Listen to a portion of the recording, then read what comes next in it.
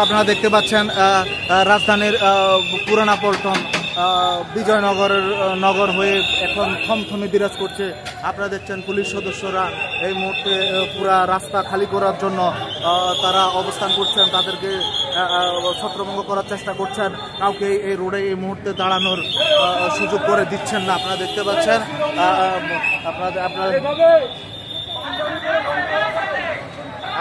আপনারা দেখতে পাচ্ছেন হিজবুত তৌহিদের একটি বিক্ষোভ মিছিল নিয়ে তারা বের হন।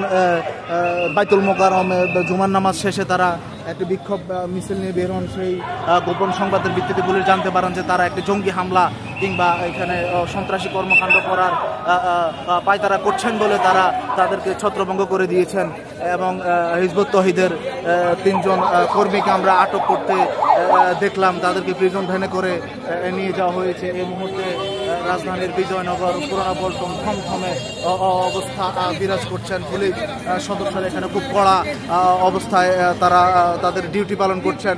তাদের সাথে সহযোগী আর্মি এপিবিএন সদস্য তারাও এই মুহূর্তে তাদের সাথে সহযোগিতায় আছেন। আপনারা দেখতে পাচ্ছেন পুলিশ সাধারণ জনগণের চলাচলের সুবিধার্থে এই মুহূর্তে রোডে কাউকে অবস্থান করতে দিচ্ছেন না।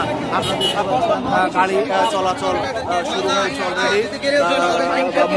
রমনা জোনের এসি এই মুহূর্তে আমাদের সামনে অবস্থান করছেন। আপনারা দেখতে পাচ্ছেন গাড়ি সচল করা হচ্ছে। গাড়ি যানজট এই মুহূর্তে অনেকটাই নিরসন করতে সক্ষম হয়েছেন পুলিশ ভাইরা। তারা আশেপাশে কাউকে অবস্থান নিতে দিচ্ছেন না, সবাইকে সরে যাওয়ার জন্য তারা তাগিদ দিচ্ছেন। আপনারা দেখতে পাচ্ছেন।